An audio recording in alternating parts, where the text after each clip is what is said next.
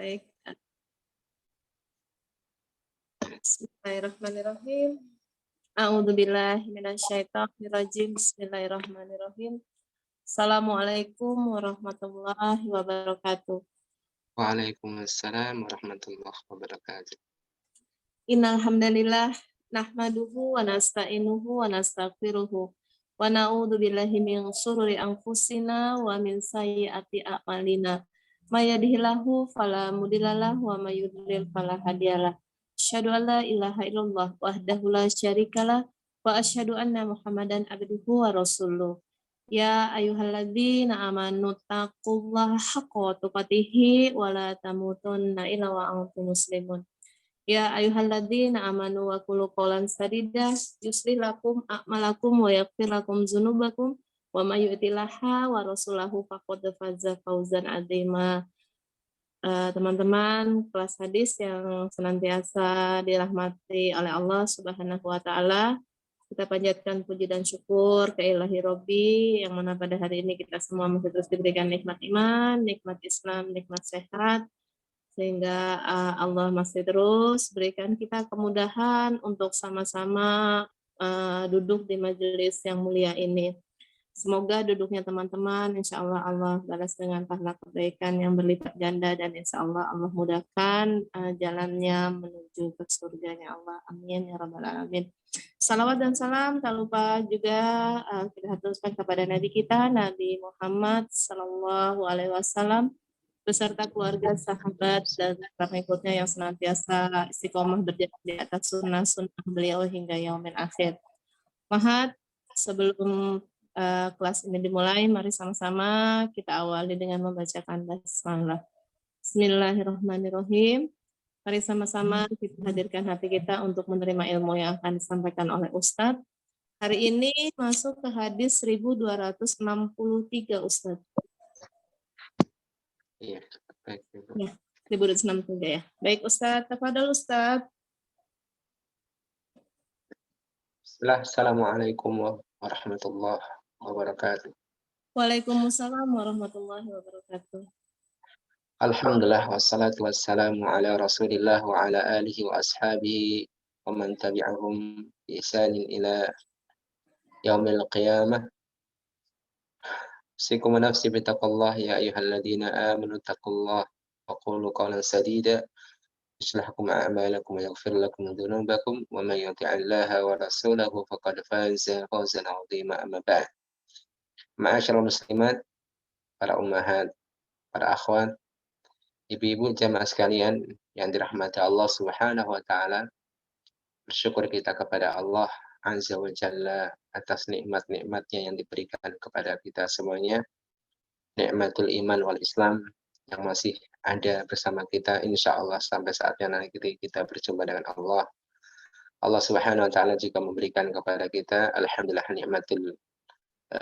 nikmatus sihah wal faraq, nikmat kesehatan, kesempatan, dan juga kita berharap kepada Allah nikmatul istiqamah di atas Islam, istiqamah di atas jalan ilmu.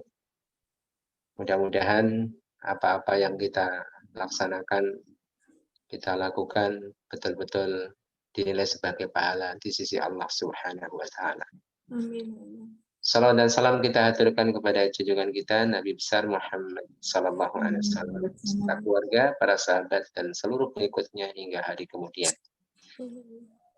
Ibu-ibu, para ummahat, kembali insyaallah kita lanjutkan kajian kita, yaitu pembacaan hadis-hadis dalam kitab Al-Lu'lu' wal Marjan. Insyaallah semakin banyak kita baca hadis-hadisnya, dan kita berharap bisa mengamalkannya dalam kehidupan kita sehari-hari. Mudah-mudahan kita bisa menghatamkannya. Amin. Tinggal kita mengulang-ulangnya, ibu-ibu. Pernah khatam kitab Al-Lu'lu' wal Marjan. Ya, ini kajian besar soalnya, kitab yang Masya Allah. Baik, para ummahat, ibu-ibu yang dirahmati Allah, kita masih membahas tentang masalah hukum makanan pada bab tentang haramnya makan daging keledai peliharaan atau keledai jinak. Kita sudah baca pada hadis 1262. Sekarang kita masuk pada hadis 1263. Hadithu Abi Sa'labah qala. Hadithu Abi Sa'labah qala. Harrama Rasulullah sallallahu alaihi wasallam luhumal humuril ahliyah. Silakan dibaca, Ibu. Bismillahirrahmanirrahim. Abu Salabah berkata, Rasulullah Shallallahu Alaihi Wasallam mengharamkan daging keledai jinak. Ya, hadis ini sebagai penegas dari hadis sebelumnya tentang keharaman daging keledai. Daging keledai, sebagaimana kita mungkin pernah melihatnya, Ibu, baik secara langsung atau tidak langsung. Ada keledai jinak, ada keledai liar. Dan ini sudah kami jelaskan, keledai jinak yang biasanya digunakan oleh masyarakat Arab untuk mengangkut barang atau bahkan sebagai tunggangan. Hewan yang fisiknya tidak sebesar kuda, mirip kuda ya, tapi tidak sebesar kuda, kuat, dan itu diharamkan oleh Rasulullah Sallallahu Alaihi Wasallam pada saat hari Khaybar, perang Khaybar yang terjadi pada tahun 7 Hijriah. Ini terkait dengan daging keledai jinak. Sedangkan kalau keledai liar, bukan maksudnya adalah keledai yang tidak dipelihara, tapi keledai liar adalah ya kuda zebra, sebagaimana yang kita ketahui ibu-ibu, kalau orang Arab bilangnya adalah keledai liar. Karena memang kuda zebra tidak dipelihara walaupun kuda. Tidak sebagaimana kuda-kuda biasanya, mereka itu bisa dipelihara, bisa tunduk dengan tuannya, patuh terhadap tuannya, bahkan untuk satu pekerjaan yang bisa membahayakan nyawa mereka sendiri. Di antaranya adalah kuda bisa dibawa ke medan tempur. Sampai-sampai Allah Subhanahu wa taala bersumpah dengan menyebut nama kuda perang, wal 'adiyati dhabha, fal muriyati qadha, fal mughirati subha, fa asarna bihi naq'a, fa wasatna bihi jam'a. Allah bersumpah dengan kuda perang. Kuda-kuda perang itu memiliki kedudukan yang utama. Kalau digunakan dalam kebaikan, Masya Allah, kedudukan utama bagi pemiliknya di sisi Allah Subhanahu wa taala. Dan ini sebagai gambaran ketaatan yang baik dari seorang, dari hamba Allah, dari makhluk Allah, ya, kuda terhadap tuannya, terhadap majikannya, dan sekaligus sebagai sindiran bagi manusia. Kuda yang makannya tidak seberapa dibandingkan manusia, artinya kuda diberikan rumput sedangkan manusia makan apapun, dan itu semua yang memberikan adalah Allah Rabbul Alamin. Kuda yang tidak diperlakukan sebaik perlakuan Allah kepada manusia, itu saja bisa taat kepada tuannya. Lalu bagaimana kita kepada Allah Subhanahu wa taala yang Maha Baik. Barakallahu fikum, para ummahat yang dirahmati Allah Subhanahu wa taala. Ini sebagai tambahan tentang makanan-makanan yang haram yang bersumber dari hadis Rasulullah Sallallahu Alaihi Wasallam. Jadi pernyataan yang tidak benar adalah pernyataan bahwasanya yang haram hanya ada dalam Al-Quran. Tidak, yang haram bukan hanya bersumber dari Al-Quran, namun makanan-makanan haram juga dijelaskan oleh Rasulullah Sallallahu Alaihi Wasallam dari hadis-hadisnya. Karena wahyu yang Allah berikan kepada nabinya bukan hanya Al-Quran, namun juga As-Sunnah, itu juga wahyu Allah, baik secara langsung memang Allah wahyukan, ataupun kesimpulan yang diambil oleh Nabi berdasarkan yang beliau pahami. Andaikan terjadi kesalahan, maka Allah langsung menegur nabinya. Baik ibu-ibu, hadis berikutnya, hadis 1264. Hadis Bani Umar qala nahan Nabiyyu sallallahu alaihi wasallam an akli luhumil humril ahliyah Silahkan dibaca. Afwan teman-teman, kalau ada yang mau baca dipersilakan loh ya. Saya dulu ya. Bismillahirrahmanirrahim. Ibnu Umar berkata, Nabi Shallallahu Alaihi Wasallam melarang makan daging keledai peliharaan. Iya, barakallahu fikum.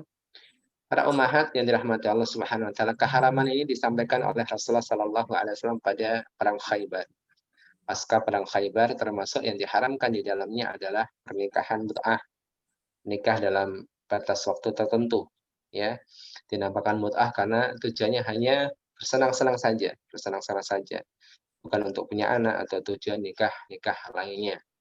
Sebagaimana diyakini oleh orang-orang Syiah tentang legalitas mut'ah menurut mereka.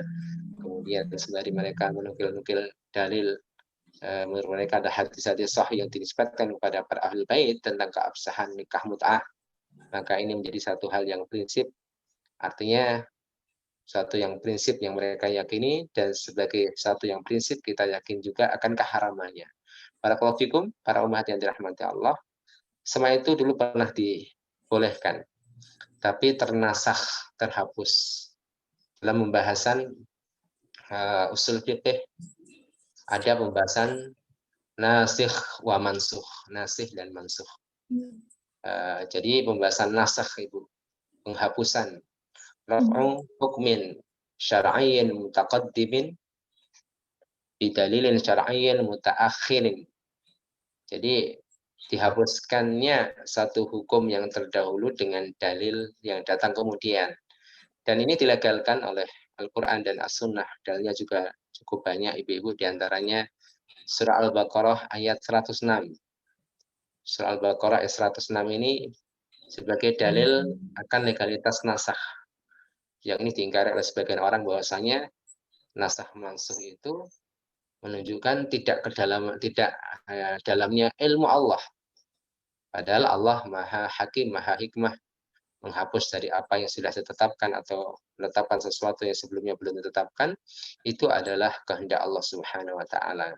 Ya, sekali lagi bahkan ini dilegalkan oleh Al-Qur'anul Karim sebagaimana dalam surah Al-Baqarah ayat 106. Coba bisa dibuka ibu-ibu, Al-Baqarah 106.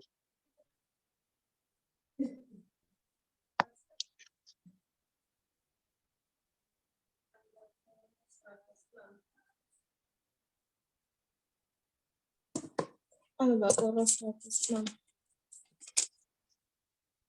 Dibaca Ustaz? Boleh dibaca Al-Baqarah 106. Bismillahirrahmanirrahim. Ayat yang kami batalkan atau kami hilangkan dari ingatan pasti kami ganti dengan yang lebih baik atau yang sebanding dengannya. Tidakkah kamu tahu bahwa Allah Maha Kuasa atas segala sesuatu? Iya. Ayat ini menunjukkan tentang adanya nasakh yang dilakukan oleh Allah Subhanahu wa taala, nasakh dan mansukh. Berikut juga dalam surah An-Nahl ayat 101 sampai 102, kalau mau dicatat boleh Ibu. Dari Al-Qur'an tentang adanya nasakh, ya. Surah An-Nahl ayat 101 sampai 102. Dan contoh-contohnya juga banyak Ibu. Di antaranya adalah penghapusan arah kiblat yang awalnya kaum muslimin pada sholat yang menghadap ke Baitul Maqdis selama kurang lebih 16 bulan. Kurang lebih 16 bulan, 1,5 tahun menghadap Baitul Maqdis. Kemudian dihapus syariat tersebut. Kemudian Rasulullah Shallallahu Alaihi Wasallam diperintahkan untuk menghadap kiblat yang baru, yaitu Al-Ka'bah Al-Musyarrafah, yaitu Ka'bah yang mulia. Kemudian dalam ayat yang lain juga di surat Al-Mujadilah ayat 12 dan 13, bagaimana Allah Subhanahu wa taala menghapus hukum tentang dianjurkannya seseorang bersedekah sebelum berbicara secara pribadi dengan Rasulullah Sallallahu Alaihi Wasallam. Pada waktu itu, orang ketika ingin berbicara dengan Nabi diperintahkan untuk mengeluarkan sedekah, tapi kemudian dihapus. Dan juga bagaimana kita dapatkan pada surat Al-Anfal ayat 65, ayat 66, yang awalnya seorang mukmin itu harus tetap teguh menghadapi musuh selama jumlah musuh tidak lebih daripada 10 kali lipat. Kalau 20 orang bisa mengalahkan 200 orang. Jadi 20 orang bisa mengalahkan 200 orang. Itu 10 kali lipat. Tapi dihapus. Keteguhan orang mukmin itu wajib ketika jumlah musuh itu tidak lebih dari 2 kali lipat. Tapi kalau lebih dari 2 kali lipat, maka hendaknya mengatur strategi. Ya, boleh mundur untuk mengatur strategi. Barakallahu fikum. Ini juga bentuk penghapusan dalam ayat-ayat Al-Quran. Kemudian juga dalam hadis-hadis Rasulullah SAW, sebagaimana yang sering kita dengar ya Ibu, sebuah sabda Nabi, kuntu nahaitukum an ziyaratul kubur, fal ana fazuruha, fa innaha tudzakirukumul akhirah. Dahulu, kata Nabi, aku larang kalian untuk berziarah kubur. Jadi ziarah kubur pada waktu dulu, pada awal-awal Islam, itu dilarang Nabi haram. Fal'ana, adapun sekarang, fazuruha, maka berziarahlah kalian. Fa'innaha, karena sesungguhnya ziarah kubur itu tudzakirukumul akhirah, karena mengingatkan kalian akan kematian, akan akhirat. Ya, ini juga nasakh mansukh ya Ibu.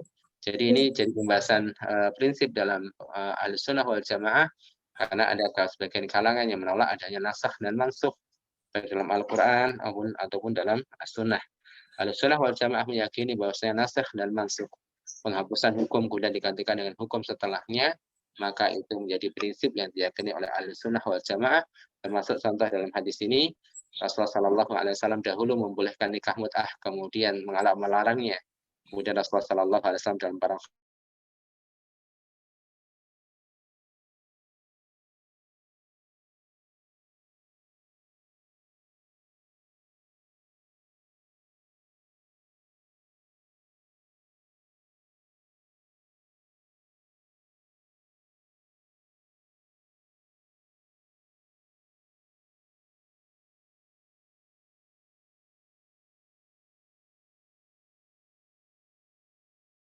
Menaklukkan Khayd, mendapatkan keledai-keledai peliharaan penduduk, dan kami menyembelihnya.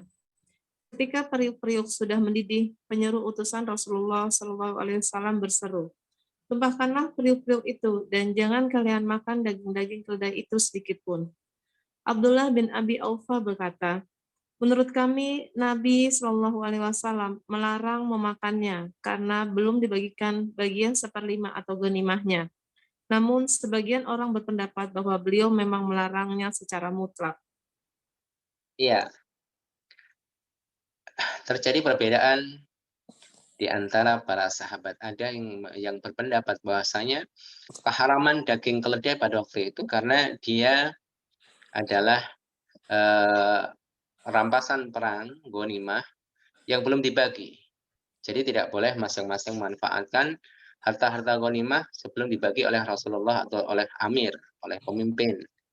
Karena ada kasus seseorang yang mengambil selendang, menyembunyikan selendang atau kain, yang kemudian para sahabat mendapatkannya dia syahid dan mengucapkan selamat kepada orang tersebut di hadapan Rasulullah Sallallahu Alaihi Wasallam, kemudian ditolak oleh Rasulullah Sallallahu Alaihi Wasallam.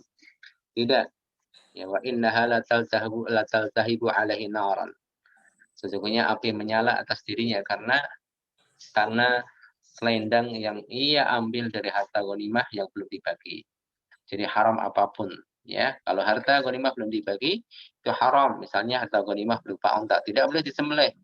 Bukan berarti unta itu haram. Aslinya halal, tapi cara mendapatkannya haram. Makanya sesuatu yang haram itu bisa jadi karena zatnya ibu-ibu, daging babi, daging anjing, ya daging binatang buas itu haram. Ada juga haram karena cara mendapatkannya. Daging kambing halal, tapi menjadi haram karena ketika ia mencarinya bukan dengan cara yang halal. Kemudian para sahabat yang lain mengatakan tidak, keharaman daging keledai itu sifatnya mutlak. Mau itu didapatkan dengan cara yang halal atau tidak, maka sungguh daging keledai itu haram hukumnya. Jadi ini terjadi perbedaan pendapat di kalangan sahabat, tetapi yang benar adalah pendapat yang mengatakan bahwasanya yang haram dari daging keledai itu sifatnya mutlak, tidak terkait dengan sebab tertentu. Mutlak, mau didapatkan dengan cara yang halal atau cara yang haram tetap haram. Jadi ini sebagai contoh ya Ibu, Terkadang memang satu ilmu sampai kepada seseorang dan dia tidak sampai kepada orang lain. Maka hendaknya masing-masing kita menanamkan sifat-sifat tawadhu, rendah hati, ya, merasa diri kita itu kurang, merasa diri kita belum banyak yang diketahui dari ilmu-ilmu syar'i, sehingga kita memandang saudara kita dengan pandangan ta'dhim, menghormati, tidak merendahkan. Karena sungguh ilmu itu memiliki keutamaan namun juga bisa menjadi bencana. Seringkali orang membahas tentang keutamaan ilmu, namun jarang orang membahas tentang petaka yang bisa ditimbulkan oleh ilmu. Salah satu sifat sombong itu disebabkan karena seseorang memiliki ilmu, merasa dirinya paling pandai, paling alim, paling mengerti, padahal sikap dan perasaan seperti ini membunuh dirinya sendiri. Makanya ibu-ibu, para sahabat saja seperti itu kondisinya, artinya ilmu tidak dikuasai oleh satu sahabat, Abu Bakar atau Umar, tidak. Terkadang ada beberapa hadis yang sampai kepada seorang sahabat namun tidak sampai pada yang lain. Maka terjadi perbedaan pendapat. Misalnya pada zaman Nabi, ada dua orang yang safar, ketika mereka hendak salat ternyata tidak ada air. Mereka berdua bertayamum. Kemudian setelah selesai salat baru mereka mendapatkan air. Yang satu tidak mengulangi sholatnya.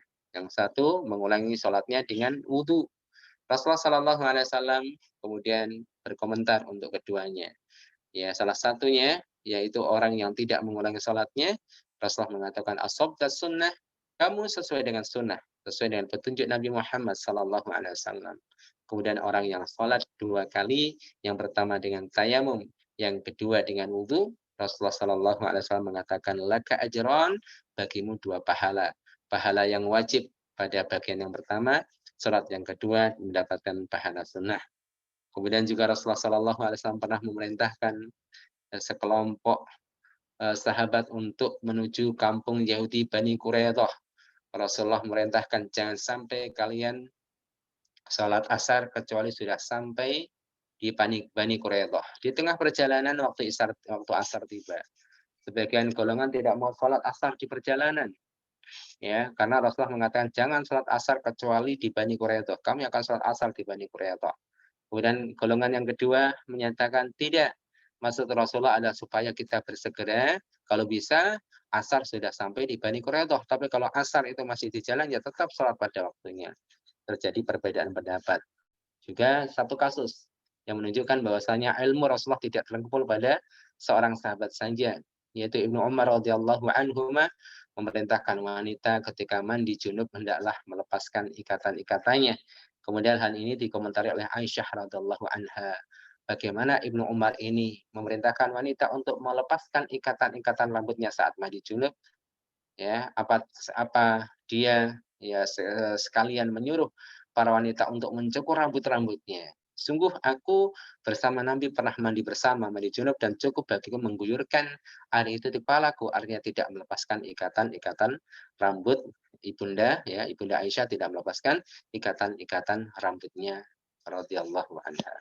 Baik para ummahat yang dirahmati Allah, jadi pernyataan Abdullah ibnu Abi Aufa radhiyallahu anhu ini ditolak oleh para sahabat tentang sebab keharaman daging keledai bukan karena dia harta ghanimah yang belum dibagi, tapi keharamannya adalah mutlak ila yaumil qiyamah. Karena sampai meninggal tidak ada hukum baru lagi terkait dengan daging keledai.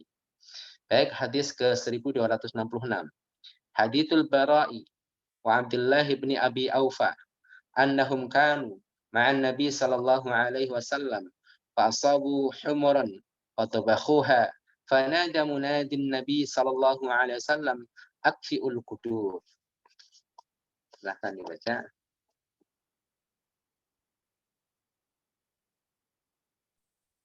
Bismillahirrahmanirrahim. Al-Bara dan Abdullah bin Abi Aufa meriwayatkan bahwa mereka pernah bersama Nabi Shallallahu Alaihi Wasallam dan berhasil memperoleh beberapa ekor keledai. Lalu mereka memasaknya. Tiba-tiba seseorang penyeru utusan Nabi Shallallahu Alaihi Wasallam berseru, tumpahkan isi perih-perih kalian. Iya, ini kondisi para sahabat ya, yaitu pada masa-masa dalam pengukuhan syariat, kadang ditetapkan, kadang dihapus. Yang awalnya dibolehkan seperti khamar, kemudian dilarang, oleh Rasulullah Sallallahu Alaihi Wasallam turun ayat tentang pengharaman tersebut. Dan apa yang dilakukan oleh para sahabat, sami'na wa ata'na. Pada satu saat ketika Anas bin Malik melayani para sahabat untuk minum minuman keras di rumahnya Abu Talhah, ketika mereka menikmati minuman-minuman tersebut, kemudian datang penyeru yang yang orang-orang itu ditugaskan untuk menyeru, memang menyampaikan tentang ayat-ayat Allah. Jadi ketika turun ayat, kemudian menyebar orang-orang untuk menyampaikan tentang turunnya ayat. Dan pada waktu itu turun ayat tentang keharaman khamar. Lagi asyik-asyik, yaitu Abu Talhah dan para sahabat-sahabatnya, ternyata ada yang menyampaikan, khamar itu telah diharamkan. Apa yang terjadi? Abu Talhah radhiyallahu anhu kemudian memerintahkan sahabat-sahabat yang merintahkan Anas bin Malik yang melayani para sahabat-sahabat dalam minum khamar untuk memecahkan gentong-gentong tempat-tempat penyimpanan khamar. Dan itu juga dilakukan oleh para sahabat-sahabat yang lain sampai didapati jalan-jalan di Madinah itu banjir dengan minuman keras pada waktu itu. Inilah ibu-ibu, jadi menjadi bagian tata cara pola dalam tarbiyah. Memang yang paling penting adalah kita benahi akidahnya. Kita kuatkan imannya tentang Allah, tentang Rasulullah, tentang Al-Quran, prinsip ketuhanan. Sampai kemudian ketika ada satu perintah dan larangan, mereka kuat. Jangan sampai kemudian kita salah dalam pola tarbiyah, belum tahu apa-apa, kemudian kita main cut-cut saja, khawatirnya orang mental. Maka betul sekali para ummahat, hal yang perlu diperbaiki sejak awal adalah masalah akidah keyakinan, dikuatkan betul tentang prinsip keimanan, sehingga kita berharap generasi Islam adalah generasi yang sami'na wa ata'na terhadap hukum-hukum Allah Subhanahu wa taala. Hadis berikutnya masih bahas tentang ini, kita baca agak cepat ibu-ibu. Hadis Ibnu Abbas radhiyallahu anhu qala, la adri anha anhu Rasulullah sallallahu alaihi wasallam. Anha anhu Rasulullah sallallahu alaihi wasallam min ajli annahu kana hamulatan nas fakariha an tadhhaba hamulatuhum aw haramahu fi yaumi khabar lahmal khumri ahliyah. Ya, silakan. Bismillah. Ibnu Abbas radhiyallahu anhu berkata, saya tidak tahu apakah Rasulullah Shallallahu Alaihi Wasallam melarang memakan daging keledai karena ia adalah kendaraan masyarakat dan beliau tidak ingin jika kendaraan atau sarana transportasi mereka lenyap. Atau memang beliau mengharamkannya pada hari Khaybar khusus untuk daging keledai jinak. Iya, barakallahu fikum. Terkait dengan keharaman satu makanan atau terkait dengan larangan yang lain, bahkan perintah, terkadang ilat sebabnya itu diketahui dan kadang sebabnya tidak diketahui. Ilahnya apa? Hikmahnya apa? Ya, misalnya minuman khamr, ilahnya memabukkan, ya, hikmahnya supaya menjaga akal. Karena prinsip dalam Islam tujuan syariah diterapkan itu untuk menjaga agama, untuk menjaga nyawa, untuk menjaga akal, untuk menjaga harta, untuk menjaga kehormatan. Maka segala tindakan yang merusak tujuan-tujuan syariat maka diharamkan ibu-ibu. Menjaga agama, segala perbuatan yang menyelisih agama, menyekutukan Allah, perbuatan kufur dan yang semisalnya haram, karena itu merusak daripada hikmah ditegakkan agama. Menjaga nyawa, maka setiap pembunuhan haram, tidak hanya terhadap darah orang muslim, darah orang kafir sekalipun haram kecuali dengan alasan yang jelas. Diharamkan perbuatan yang bisa merusak akal, termasuk minuman-minuman keras. Kemudian diharamkan segala sesuatu yang bisa merusak harta. Tidak boleh mengambil harta orang lain dengan jalan yang batil. Tidak boleh merusak kehormatan orang lain. Diharamkan zina dan yang semisalnya. Ya, terkadang seperti itu diketahui, namun terkadang tidak diketahui sebagaimana dalam hadis-hadis yang berbicara tentang daging keledai. Apakah Rasulullah melarangnya supaya sarana kendaraan itu tidak lenyap? Kalau disembelih terus jadi sedikit, jadi habis. Padahal manusia pada waktu itu membutuhkan sarana tersebut untuk transportasi. Ataupun keharamannya mutlak saja, tidak ada kaitannya, tidak ngerti. Ini seorang sahabat, yaitu Abdullah bin Abbas. Abdullah bin Abbas sambil mengatakan, saya tidak ngerti apa sih tujuannya, apakah Rasulullah mengharamkan supaya sarana transportasi itu tidak lenyap begitu saja karena banyak yang disembelih seperti keledai jinak, ya, ataukah memang keharaman khusus untuk keledai itu di perang Khaybar saja, tidak ada kaitannya dengan ilat atau sebab tersebut. Tapi barakallahu fikum, jadi satu saat kalau kita menghadapi satu perintah ataupun satu larangan dan kita tidak mengetahui ilatnya, kita katakan sami'na wa ata'na. Kita diperintahkan salat subuh 2 rakaat. Kenapa 2 rakaat? Ya sudah sami'na wa ata'na. Kamu diperintahkan salat dan kami menjalankannya. Kemudian kenapa haji itu harus ke Mekah gitu ya? Kenapa tidak masing-masing negara ada Ka'bah dan orang bisa berhaji kepadanya? Apa hikmahnya? Kalau tidak diketahui maka sami'na wa ata'na. Haji adalah amal ibadah di tempat yang khusus, tidak boleh sembarangan. Kita membuat Ka'bah di Jakarta, kita haji di Jakarta. Kemudian pada waktu yang khusus, yaitu pada 3 bulan ya, itu bulan-bulan haji Syawal, Dzulqa'dah dan 10 hari bulan Dzulhijjah yang puncaknya pada tanggal 9, 10, 11, 12, 13 Dzulhijjah itu puncaknya. Sedangkan seseorang boleh melaksanakan ihram sejak bulan Syawal. Yang melaksanakan ihram sejak bulan Syawal. Jadi tidak bisa diganti ya hajinya jangan Dzulhijjah saja. Hajinya bulan Safar saja biar tidak terlalu menumpuk manusia di sana ataupun hajinya jangan di Mekah saja. Ini ucapan orang-orang liberal yang mencoba mengganggu ya keyakinan umat Islam, yang mencoba menanamkan keraguan di hati mereka orang-orang yang ada penyakitnya, baik penyakit syubhat karena ketidaktahuan atau karena penyakit syahwat, yaitu karena seseorang kalah dengan hawa nafsunya, ilmunya tunduk patuh di depan atau di hadapan hawa nafsunya. Baik para umahat yang dirahmati Allah, kita lanjutkan lagi. Hadis 1268. Hadis Salamah bin Al-Aqwa radhiyallahu anhu.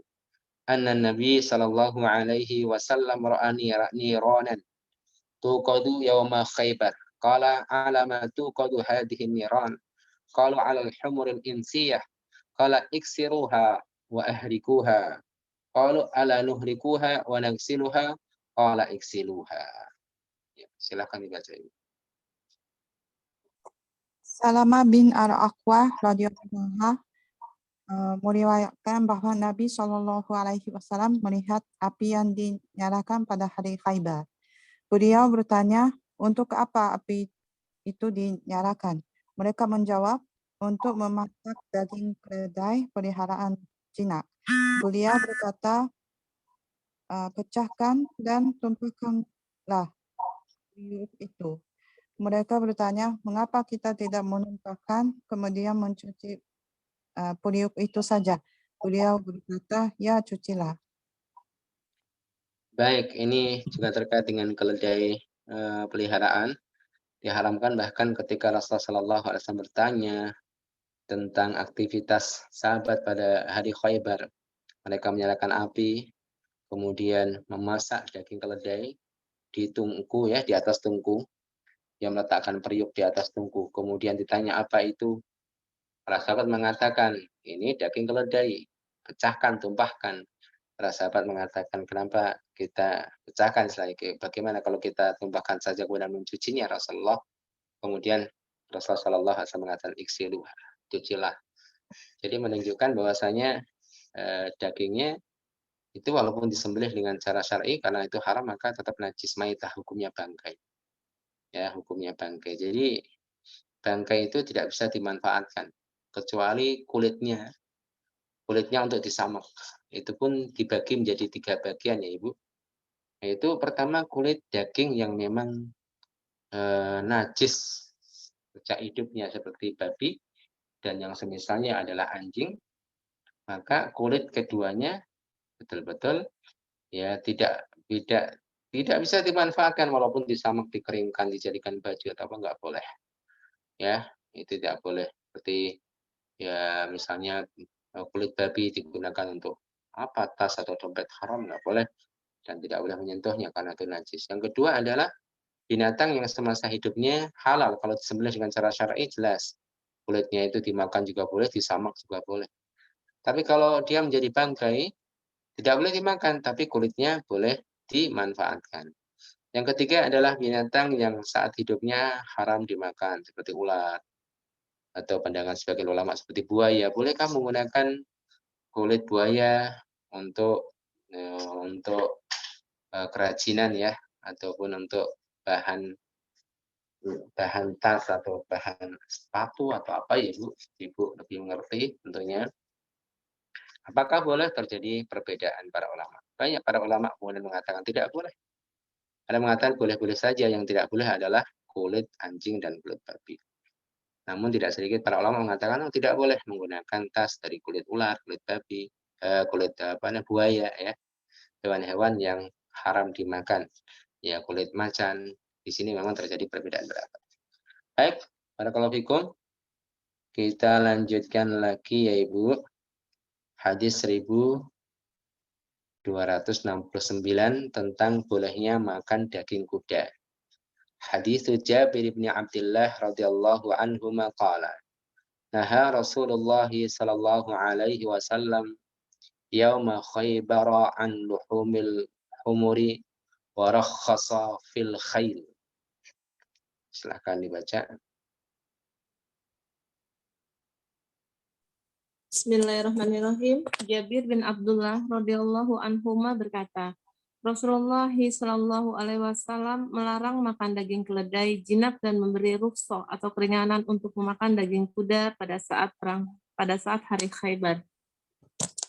Ya, berarti daging kuda boleh ya Ibu.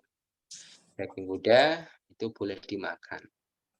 Misalnya orang banyak kuda gitu ya, disembelih dimakan dagingnya boleh. Ini diperbolehkan oleh Rasulullah Sallallahu Alaihi Wasallam. Walaupun bentuknya ya agak mirip-mirip, ternyata yang satu diharamkan, yang satu dihalalkan. Keledai itu diharamkan dagingnya, bukan untuk menungganginya. Kalau untuk menungganginya boleh, bahkan liurnya tidak najis. Rasulullah Sallallahu Alaihi Wasallam pernah berada di hadapan keledainya, sedangkan liur keledai menetes di pundaknya. Dan Rasulullah juga menunggangi keledai. Kalau itu najis, maka Rasulullah menghindarinya. Ya, sedangkan kuda jelas tidak najis dan dagingnya boleh dikonsumsi. Mungkin ada sebagian ibu-ibu yang pernah mengkonsumsi daging kuda ya. Kalau saya sendiri belum pernah seperti apa rasanya. Tapi boleh. Saya pernah melihat warung tertulis di depannya sate daging kuda. Pertamanya sate daging kuda kayaknya aneh. Apalagi dulu belum pernah banyak belajar gimana nih orang makan daging kuda gitu ya. Ternyata boleh gitu. Ternyata boleh. Daging kuda boleh dimakan. Dan inilah hadisnya yang kita baca. Kita baca lagi untuk menguatkan hadis yang kita baca sebelumnya. Sekarang hadis ke 1270. Hadis Asma'a binti Abi Bakr radhiyallahu anhu qalat naharna ala ahdi Nabi sallallahu alaihi wasallam farasan fa'akalna. Ya, silakan dibaca ibu-ibu. Asma binti Abu Bakar radhiyallahu anha berkata, pada masa Nabi Shallallahu Alaihi Wasallam, kami pernah menyembelih kurban berupa kuda, lalu kami memakannya. Ya, baik. Kalau naharna ala ahdi, jadi pada masa Nabi kami pernah menyembelih hewan ya, bukan harus hewan kurban gitu, bukan harus ini ya. Yaitu kami menyembelih hewan kuda dan kami kemudian memakannya. Dan tidak diingkari oleh Nabi. Tentunya ini pasti sampai kepada Nabi dan Nabi tidak mengingkarinya. Ini juga memperkuat bahwasanya daging kuda itu boleh-boleh saja. Ibu-ibu yang penasaran bisa berburu kuliner kuda ya Ibu. Daging kuda kayak apa ini? Katanya panas ya, panas lah kalau masih di Priok ya. Masih di Wajan panas ya. Ya. Untuk obat apa? Obat wallahu a'lam bishawab. Yang penting halal ya boleh gitu ya. Ya, yang penting halal ya boleh. Gimana enggak dia Ustaz, masalah halal itu enggak wajib. Enggak wajib, jangan dianggap wajib ya Ibu. Halal itu ya boleh-boleh saja. Boleh makannya, boleh tidak. Ya, tapi mungkin sayang ya, apalagi kuda pacu ya, itu mahal sekali. Itu seharga mobil mewah. Disembelih, mending makan daging ayam. Ya, kalau udah sayang. Ya, kalau pada zaman Nabi memang kendaraan itu kuda, semuanya kuda, keledai kuda ya, sapi sebagian untuk membawa beban, menarik beban ya sudah ada pada zaman Nabi. Pada zaman Nabi tidak ada kendaraan besi ya. Mungkin jumlah kuda pada waktu itu lebih banyak, sehingga mungkin sayangnya berbeda ya. Kalau sekarang mungkin sayang sekali gitu ya, kuda disembelih gitu. Kecuali kuda sudah mungkin sakit-sakitan tidak produktif ya. Daripada mati begitu saja disembelih dimanfaatkan dagingnya ya. Itu bisa dilakukan mungkin dengan motif seperti itu atau alasan seperti tersebut. Baik para umat yang dirahmati Allah. Ya, jadi 2 hewan sudah kita bahas. Pertama keledai, kedua adalah kuda. Sekarang yang ketiga adalah dob ataupun biawak gurun. Kata orang kadal gurun. Ya, kadrun. Kata orang kadrun. Hari ini kita sering mendengar istilah kadrun. Kalau orang beragama serius sebut kadrun. Kalau orang memilih kebenaran kadrun. Maka kita harus berani. Kalau kadrun itu sebutan untuk orang-orang bela kebenaran, mencintai ilmu dan ulama, maka sebutlah kami kadrun, tidak ada masalah. Karena kadrun itu simbol kecerdasan ya gitu. Enggak usah malu. Bilang kadrun, alhamdulillah kadrun. Baik ya. Ya tapi ya tentunya kita jangan terpengaruh dengan ucapan-ucapan buruk. Enggak perlu kita balas orang cebong atau apa. Mereka manusia bukan cebong. Kita sebagai manusia umat Rasulullah marah, namun Rasulullah tidak mengajarkan kalau kita marah menyebutkan kata-kata keji. Itu bukan sifat kita. Ya, Rasulullah marah, ya, sampai mungkin bilang jahil gitu. Tapi kemudian mengatakan binatang ya nanti dulu lah. Karena Rasulullah mengajarkan kita untuk tidak fahish, tidak keji ucapan kita. Tapi bukan berarti mengajarkan kita santai dan tidak marah pada saat syariat diinjak-injak. Marah. Tapi dengan smart ya Ibu. Dengan cara yang cerdas, dengan akhlak yang mulia. Sehingga orang itu memahami bahwa kita itu orang yang berakhlak mulia, namun tidak tinggal diam ketika syariat dihinakan. Baik, apa hukum daging kadrun, kadal gurun? Itu bahasa Arabnya dob. Hadis ke 1271. Hadithu Ibnu Umar qala Nabi sallallahu alaihi wasallam.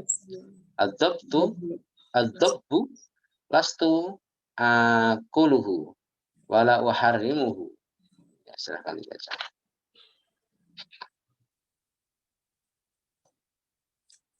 Bismillahirrahmanirrahim. Ibnu Umar radhiyallahu anhu meriwayatkan bahwa Nabi Shallallahu alaihi wasallam bersabda, daging kadal gurun aku tidak memakannya dan tidak mengharamkannya. Ya, dob atau biawak padang pasir sejenis biawak yang hidup di padang pasir yang terdapat di Timur Tengah, termasuk herbivora yang makan rumput-rumputan gitu, daun-daunan. Baik, para umahat, ini berbeda dengan biawak di negeri kita ya, pemakan bangkai, pemakan ya buas lah gitu. Maka biawak di tempat kita itu bukan dob bahasa Arabnya tapi warol, beda jenis ya.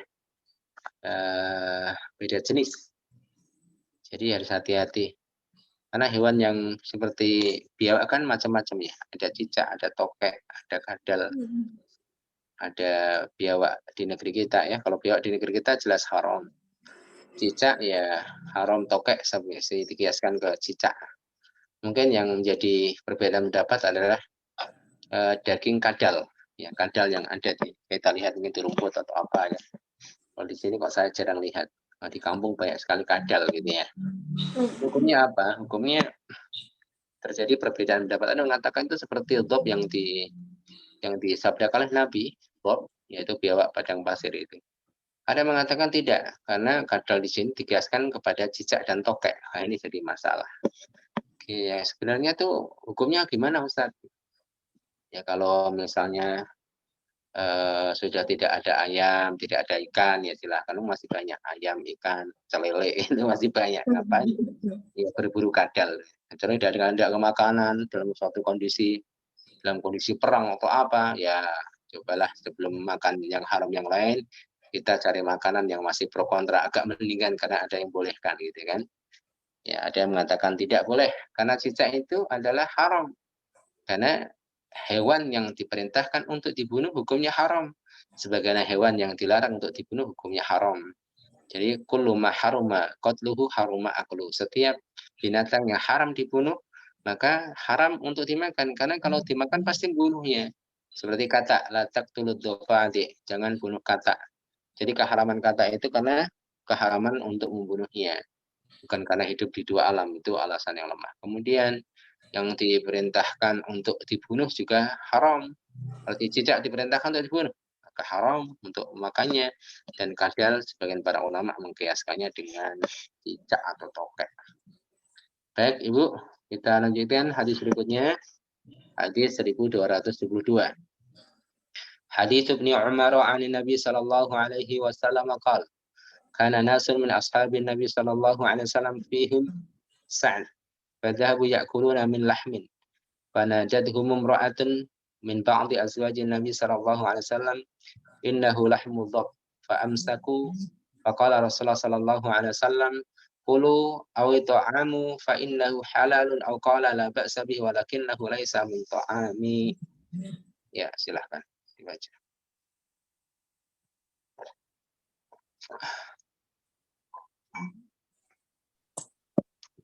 Bismillah.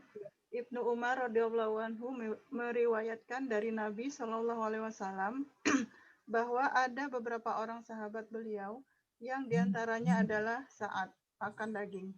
Tiba-tiba seorang istri Nabi Shallallahu alaihi wasallam berseru, "Hai, itu daging kadal gurun." Mereka pun berhenti makan. Lantas Rasulullah Shallallahu alaihi wasallam bersabda, "Makanlah, ia halal, atau tidak mengapa dimakan, atau perawi ragu. Tapi itu bukan makananku." Ya, Rasulullah tidak makan daging biawak, namun tidak melarang para sahabat makan daging biawak. Ya, Rasulullah tidak makan daging biawak dan biarkan para sahabat makannya. Jadi intinya boleh. Karena Rasulullah Shallallahu Alaihi Wasallam tidak memakan sebagian makanan yang dimakan oleh para sahabat. Suatu saat Rasulullah Shallallahu Alaihi Wasallam ditawari untuk makan al-bukul, sayur-sayuran yang memiliki aroma yang tajam ya, daun bawang yang semisalnya. Kalau zaman kita mungkin jengkol, petai gitu ya. Itu kan lumayan aromanya Ibu, lumayan aromanya. Ya, Rasulullah tidak memakannya, tapi para sahabat memakannya. Apakah makruh? Enggak. Makruhnya ketika dekat waktu sholat dan tidak bisa mematikan aromanya, tidak bisa menghilangkan aromanya. Tapi kalau di luar-luar waktu sholat atau jauh-jauh waktu dari waktu sholat, maka ya boleh-boleh saja. Makan jengkol apa hukumnya? Boleh. Makan petai boleh. Makruh enggak makruh. Makruhnya kalau di bawah sholat ya. Apalagi sholat subuh bau jengkol nguap tidak nutup ya, berjamaah lagi, ini bahaya. Ini bisa membuat pingsan saudaranya, makruh. Maka orang man akala sauman au basolan, kata Rasulullah, barang siapa yang makan bawang putih atau bawang merah fala yuqala yaqrabanna musallana, maka janganlah mendekat tempat sholat kami. Ya, tidak jamaah, jangan berjamaah kalau orang yang makan seperti itu dan masih ada baunya. Tapi tidak boleh kemudian sengaja, biar nggak jamaah makan jengkol lah. Tidak boleh. Allahu alimu bidatis sudur. Allah Maha mengetahui apa-apa yang ada di hati hamba-hambanya. Baik Ibu, ya ini untuk gurun kadal gurun ya, atau biawak padang pasir. Ibu bisa buka di YouTube tentang ini ya. Kalau pengen buka bahasa Arab ya ditulis saya dzob, adzobbu, dzobun dot sama ba. Ditulis nanti keluar. Orang-orang Arab berburu ya. Dzob itu hewan yang kurang pintar pada dasarnya. Ya, buat ecek-ecekan. Memang hewannya kurang pintar.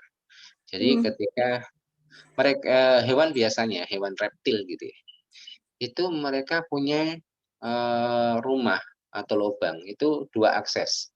Ketika dikejar satu lubang, dia keluar di lubang yang lain. Ya, pintar. Tapi kalau biawak gurun ini enggak.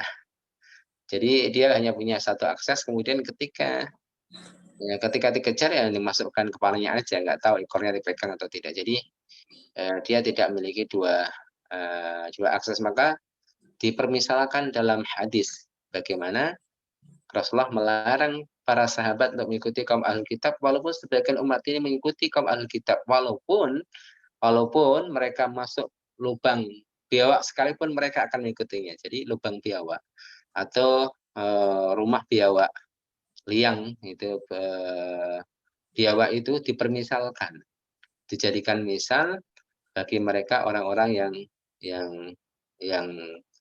kurang pintar Ibu ya. Walaupun demikian ada saja umat ini yang mengikutinya. Tapi pada hukum Para ummahat yang dirahmati Allah, kita lanjut kembali hadis 1273. Masih bahas tentang ini, kita baca hadis yang cukup panjang ini. Hadis Khalid bin Walid annahu dakhala ma'a Rasulillah sallallahu alaihi wasallam ala Maimunah wa hiya khalatuh wa khalatu bin Abbas. Fawajada indaha dhabban mahnudan qadimat bihi ukhtuha Ufaidatu bintul Harith min Najd.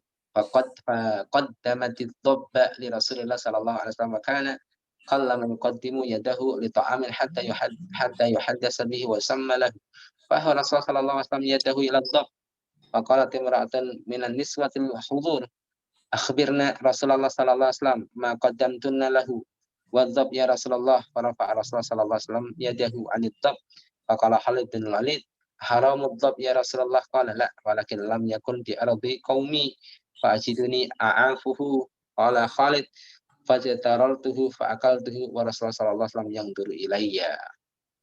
Silahkan dibaca.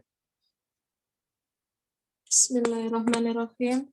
Khalid bin Al-Walid meriwayatkan bahwa ia bersama Rasulullah SAW pernah menemui bibinya Maimunah yang juga bibi Ibnu Abbas. Kemudian ia mendapati kadal gurun yang telah terpanggang yang dibawa oleh saudari bibinya, Ufaidah binti Al-Haris dari Najd. Maimunah pun menyuguhkan biawak itu kepada Rasulullah SAW. Jarang sekali beliau mengulurkan tangan untuk mengambil makanan hingga beliau dipersilahkan bahwa makanan itu untuk beliau. Rasulullah SAW mengulurkan tangan beliau ke arah kadal gurun. Lalu seorang wanita yang hadir di situ berkata kepada yang lain, "Beritahukan kepada beliau makanan yang telah kalian suguhkan." Seorang memberitahu, "Itu adalah kadal gurun, wahai Rasulullah." Seketika itu Rasulullah SAW menarik tangan beliau dari daging kadal gurun hingga Khalid bin Walid pun bertanya, "Apa daging biawak itu haram, wahai Rasulullah?" Beliau menjawab, "Tidak. Hanya saja daging itu tidak ada di negeri kaumku. Karena itu aku tidak mau memakannya." Khalid bertanya, "Aku pun mengambil dan memakannya, sedangkan Rasulullah SAW melihat aku makan." Intinya boleh ya Ibu? Ya. Tentang masalah apa tidak ada di negeri kaumku ini, wallah alam ya, nanti coba saya cari maksudnya. Tapi intinya hadis ini adalah boleh ya. Jadi nanti kalau haji atau umroh ya, boleh berburu nih. Tapi dengan catatan bukan saat ihram. Ya, saat ihram tidak boleh berburu. Tidak boleh berburu hewan darat. Nah, kalau sudah dalam kondisi halal, misalnya haji tamattu, sudah umroh sudah selesai, nunggu hari haji boleh ya, cari pengalaman berburu biawak padang pasir ya. Gitu. Nah, sepertinya menarik. Kalau lihat matangnya kayaknya juga enak kayaknya. Karena itu hewan herbivora, makan rumput, makan daun padang pasir. Katanya sih makan serangga-serangga kecil, Allah alam bisawab. Ya orang-orang sana lebih tahu tentunya. Tapi intinya entah itu makan serangga kecil atau apa, itu dibolehkan oleh Rasulullah SAW. Baik, para ummahat, kita agak cepat karena hadisnya sama. Hadis 1274.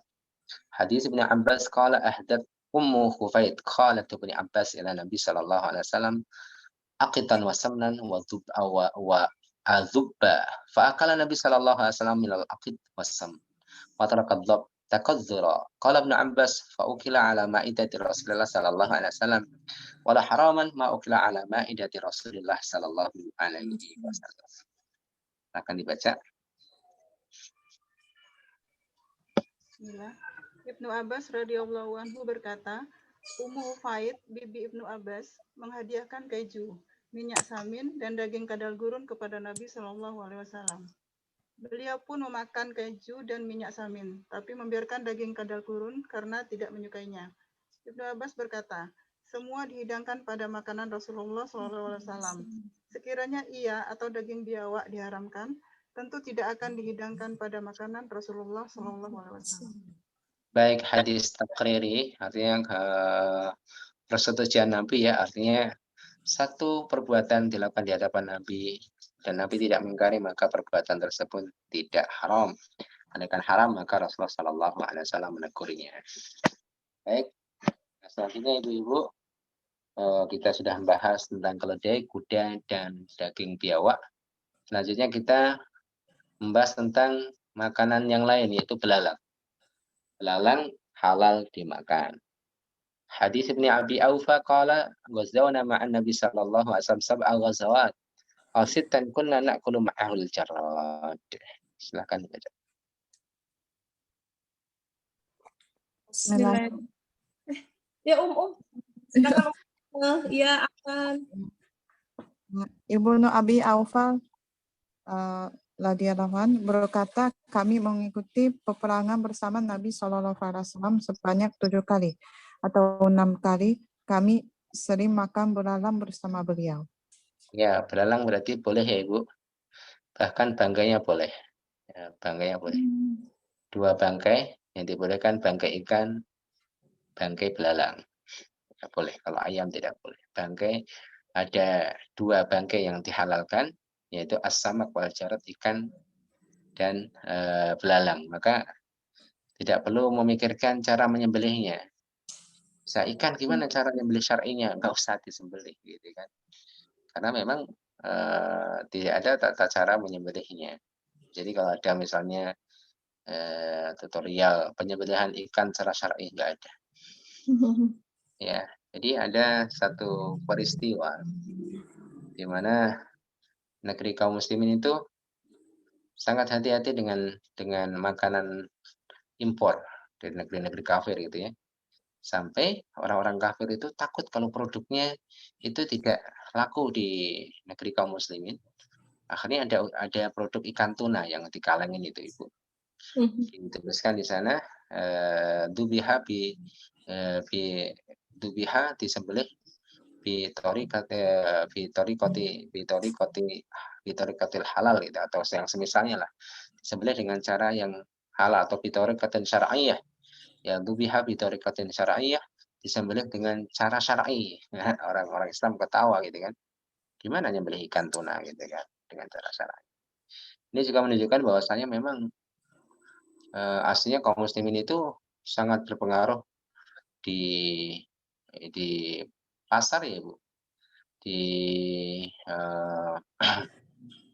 ekonomi dunia itu sangat berpengaruh, dipertimbangkan ya. Cuma kita tidak bersatu ya, sehingga ekonomi umat ya seperti ini kondisinya. Kalau kita Indonesia bersatu saja ya, sepakat gitu ya, itu bisa bangkit ekonomi. Karena yang kaya orang-orang Islam aslinya. Cuma banyakkan uangnya ya di bank, ya dibiarkan, nggak digunakan apa-apa, ya nabung gitu kan. Maka kalau ibu dalam keadaan ada dana yang tidak digunakan untuk usaha, ya jangan diendapkan di bank. Disimpan dalam bentuk yang lain lebih bagus. Dalam bentuk emas misalnya, atau yang lain. Dengan catatan ya itu uang yang tidak digunakan untuk kebutuhan sehari-hari, tidak digunakan untuk usaha ya. Kalau hanya disimpan di bank saja bertahun-tahun, bayar uang 100 juta nggak diambil, nggak digunakan, ya 10 tahun ya nilainya jatuh. Dalam 1 tahun aja bisa inflasi 7%.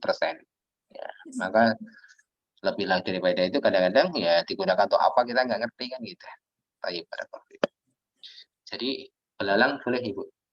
Ada orang yang jual belalang goreng, jadi ditaruh di toples gitu ya, atau itu menarik juga kelihatannya. Boleh, jadi belalang boleh saja, kecuali belalang yang beracun atau apa itu tidak boleh karena faktor membahayakan. Baik, kalau belalang mungkin tidak terlalu ekstrim ya, makanan belalang, tapi bagi sebagian orang ekstrim belalang dimakan, tapi enak. Belalang termasuk enak. Baik, selanjutnya kelinci, ya, kelinci halal dimakan.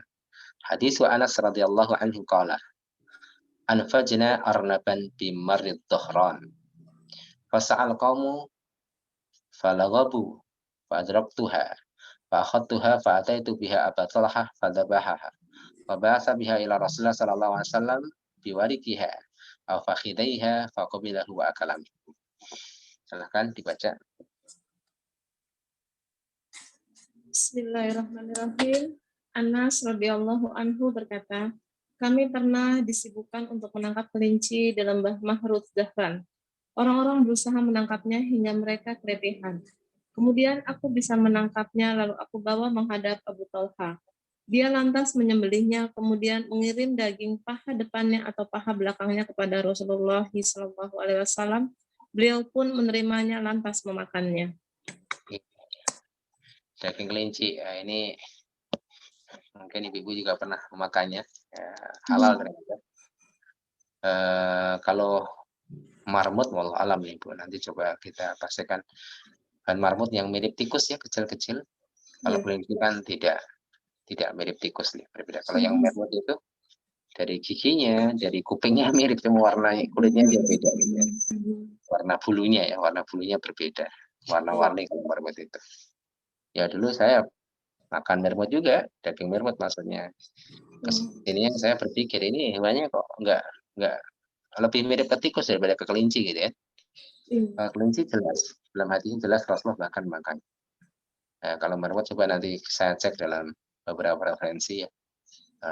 Apakah lebih condong ke kelinci atau ke tikus? Kalau bentuknya sih lebih mirip ke tikus daripada ke kelinci. Kalau kelinci jelas ringannya seperti itu ya. Kalau marmut dari bentuknya, giginya ya, yang beda aja warna bulunya aja ibu, warna bulunya. Beda. Kemudian selanjutnya kita baca lagi hadisnya ibu. Ya, boleh menggunakan senjata untuk berburu dan larangan menggunakan ketapel. Hadis Abdullah bin Mughaffal annahu ra'a rajulan yahdithu faqala lahu la tahdith fa inna Rasulullah sallallahu alaihi wasallam naha 'anil khadfi wa kana yakrahu al-khadfa wa qala innahu la yusadu bihi saydun wa la yunka bihi aduun walakinnaha qad taksiru sin wa taqfa'ul ain thumma ra'ahu ba'da dhalika yahdith faqala lahu uhaddithuka an Rasulillah sallallahu alaihi wasallam annahu naha 'anil khadf أو كره الخدث وأنت تحذف لا أكلمك كذا وكذا. Ya, silahkan. Abdullah bin Mughaffal meriwayatkan bahwa ia melihat seorang laki-laki melempar batu dengan ketapel. Maka Abdullah bin Mughaffal menegur, jangan melempar batu dengan ketapel, sebab Rasulullah SAW telah melarangnya. Atau ia mengatakan, Rasulullah SAW membencinya. Beliau bersabda, sesungguhnya ia tidak bisa digunakan untuk memburu-buruan dan tidak bisa digunakan untuk melukai atau membunuh musuh. Ia hanya bisa mematahkan gigi dan memecahkan mata. Setelah itu ia kembali melihat lelaki tersebut melempar batu dengan menggunakan ketapel. Maka ia pun berkata, sudah aku sampaikan kepadamu hadis Rasulullah SAW bahwa beliau melarang atau membenci ketapel. Namun kamu tetap melakukannya. Sungguh, aku tidak akan berbicara denganmu begini dan begitu. Ya, larangan berburu dengan ketapel ini sudah saya jelaskan sebelumnya tentang keharamannya ibu, karena dia tidak seperti panah dan semisalnya ya. Jadi ketika mati karena ketapel itu tidak halal. Kayak ketapel atau melempar dengan tangan batu dan yang semisalnya. Barakallahu fikum. Selanjutnya Ibu, kita selesaikan dua hadis lagi. Larangan mengurung binatang hingga mati. Haditsu Anasin qala nahan Nabi sallallahu alaihi wasallam antus barul bahaim. Ya, silakan.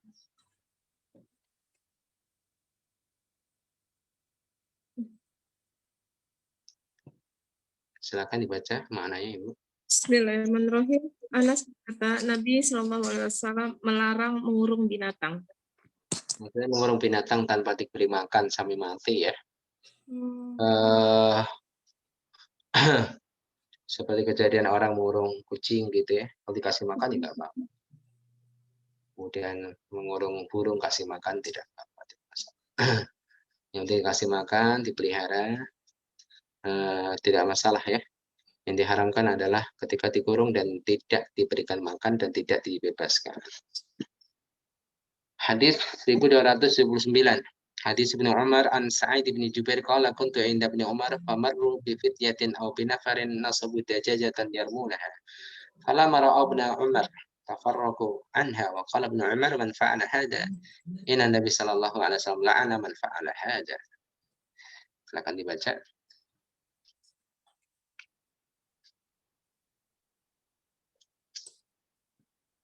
Bismillahirrahmanirrahim. Hadis Ibnu Umar dari Sa'id bin Jubair radhiyallahu anhu berkata, Aku pernah bersama Ibnu Umar melewati beberapa pemuda atau sekelompok orang yang sedang menjadikan ayam sebagai sasaran lempar mereka. Ketika mereka melihat Ibnu Umar, mereka pun kabur. Ibnu Umar lalu berkata, siapa yang melakukan ini? Sesungguhnya Nabi Shallallahu Alaihi Wasallam melaknat orang yang melakukan perbuatan seperti ini. Iya, intinya Ibu tidak boleh menzalimi binatang. Tidak boleh menzalimi binatang, lebih-lebih menzalimi manusia. Ya, sama menzalimi ayam aja nggak boleh. Jadi kalau mau sembelih, sembelih aja, nggak usah kemudian disiksa, disakiti ya.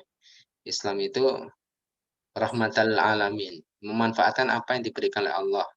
Yang halal dimakan ya disembelih. Ataupun hewan-hewan yang diperintahkan untuk dibunuh ya.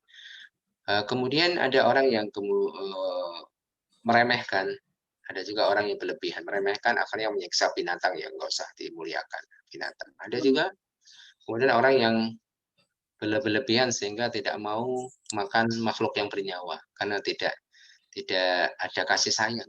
Maka ada orang itu makannya sayur-sayuran bukan karena untuk kepentingan kesehatan atau diet atau apa ya Ibu, tapi karena punya keyakinan bahwasanya orang yang makan hewan yang bernyawa ini ya tidak ada kasih sayang. Untuk kasih sayang seseorang itu adalah diantaranya tidak makan daging hewan. Barakallahu fikum, saya kira cukup Ibu. Iya, Ustaz. Insya Allah kita lanjutkan berikutnya bab 37 tentang sembelihan.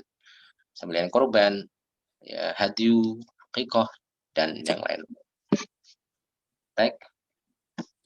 Kalau ada pertanyaan. Ya.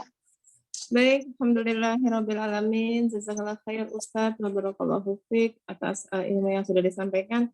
Teman-teman, kalau ada yang masih kurang jelas, bisa ditanyakan, silakan dibuka audionya.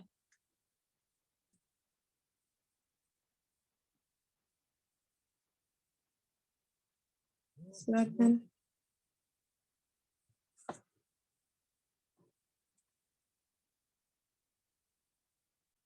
Ada yang mau tanya? Ada. Ustadz, saya aja tanya ya Ustadz. Iya.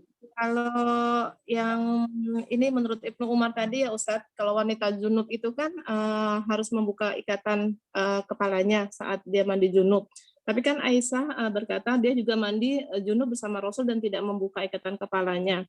Bagaimana dengan orang yang nifas Ustadz? Apa yang orang yang habis haid atau nifas itu mereka harus membuka ikatan kepalanya nggak Ustadz? Iya, kalau haid atau nifas membuka ikatannya Ibu. Oh itu harus membuka ikatan kepalanya ya, kalau haid sama nifas ya Ustadz ya? Kalau junub tidak, karena kan junub itu bisa terjadi lebih sering sehingga menyulitkan. Kalau haid kan sebulan sekali, nifas bisa 2 tahun sekali. Ya. Kalau junub tidak perlu, kan bisa jadi berulang Ibu. Bisa jadi berulang, mohon maaf bisa jadi ya lebih banyak lah ya. Iya, Masalah mandi haid atau nifas ya. Ya, baik Ustaz. Ustaz, jazakallahu khair. Teman-teman ada yang mau tanya lagi? Dipersilakan.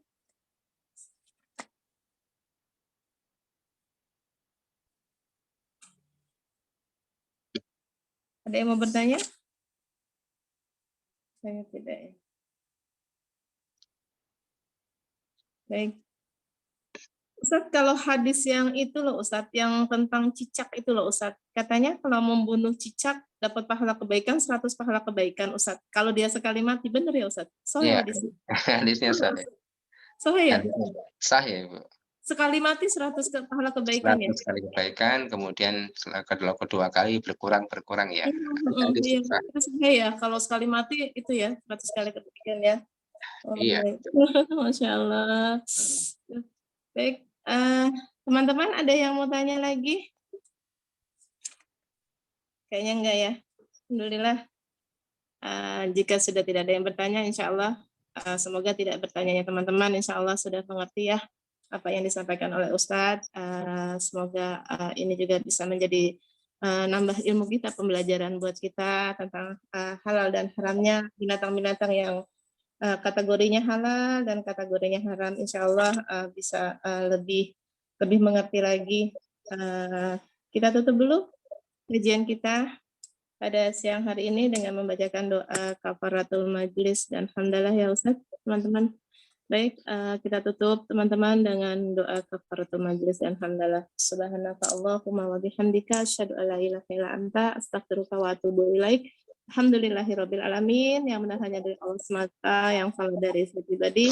Akhirul kalam, assalamualaikum warahmatullahi wabarakatuh. Insya Allah Allah pertemukan kita kembali Selasa depan ya Ustadz. Sehat ya Ustadz, jazakallah khair ilmunya, semoga menjadi ladang amal Ustadz. Insya Allah Allah lindungi Ustadz dan keluarga dimanapun berada. Amin amin ya rabbal alamin. Ustadz, jazakallah khair. Waalaikumsalam. Ya Pak Ya, Rahmat. Ustadz. Jazakumullah khair semuanya. Ya, Assalamualaikum. Waalaikumsalam warahmatullahi wabarakatuh. Silakan Ustadz kalau mau live. Jazakumullah khair semuanya. Mohon maaf lahir dan batin ya. Alhamdulillah Mbak Asim, maaf batin. Iya, sami-sami Ibu. Iya Ibu, maaf lahir dan batin. Mbak Asim. Iya Mbak, sami-sami. Mohon maaf lahir dan batin. Batin, makasih semuanya. Insya Allah besok Umi ya. Ya Allah. Baik. Pamit Mbak Asim. Iya Ibu. Iya, waalaikumsalam warahmatullahi wabarakatuh. Aku live ya, silakan ya. Mohon maaf lahir batin. Sana.